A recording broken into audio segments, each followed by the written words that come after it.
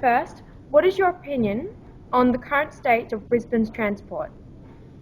Public transport's been a bit of an issue. So the last few years, there's been a lot of infrastructure work on, tunnels and bridges that are toll.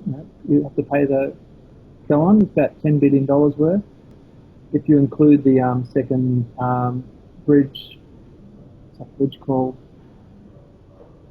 Sorry, my head's not working very well.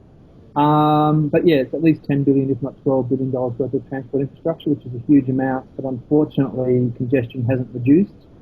There's a concept you can look up called induced demand.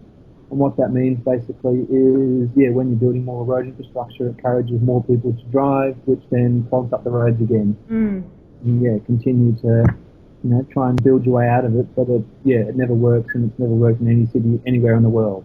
Yeah. Cities that have tried and failed are going the other way. Like Los Angeles, for example, just went crazy road-wise, and they're going the exact opposite now. They've learned from their mistakes. In Brisbane, demands. The demand for is still pretty high with regards to road space. Congestion is really high. Unfortunately, in that time where all this money is being spent, there's been an underinvestment in public transport, and the prices have risen. So Brisbane's got the highest public transport costs in Australia, and one of the top five in the world. And when those prices have gone up, people have stopped using it. So there's less people using public transport than there was in 2011, as an example, and prices have gone up a lot in that time. So there is a bit of a general recognition now that the prices have got to go down. There is a state government fare review, and we're not sure of the timing with regards to that, but that'll be coming out. One of the real issues as well is when all those billions of dollars were being spent on road infrastructure for cars, there was an underinvestment in public transport infrastructure, which made it a problem in the way that if you reduce prices dramatically, more people want to use it, but they actually didn't spend enough money on trains and buses to handle that demand, so they had to keep prices reasonably high. But they've caught up a little bit now that there is enough buses and trains to bring prices down. So we'll just have to see how far they go. So that's something that we've been working on from the new council areas, really encouraging the state government and giving them ideas how to do it. So, and again, learning from other states where things have worked really well. Cool. That's a bit of a ramble, but I've just had a coffee, so I'll just chat away. What improvements do you plan to implement if you're elected to do with transport? Well, I can't tell you all of them because we haven't yet, but cost is a really big one.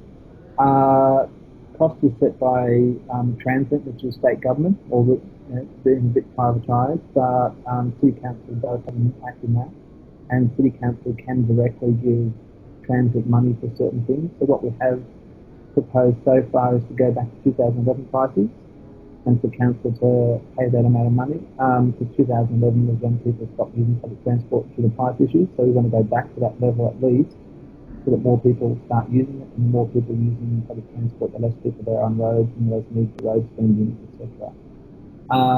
Another one is with regards to people on unemployment benefits. So every other state and territory in Australia, unemployed people or people on New Start allowance get half price fares.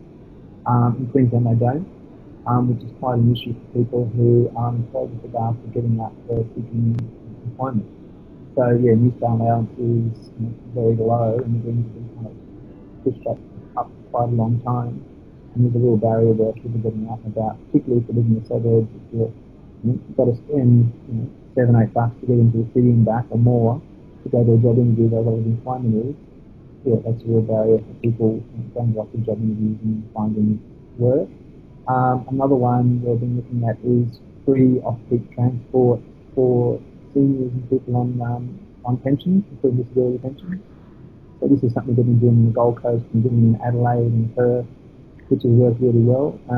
Off-peak times, the buses aren't full. And again, it's cost of living issues for seniors and pensioners, and it helps them get out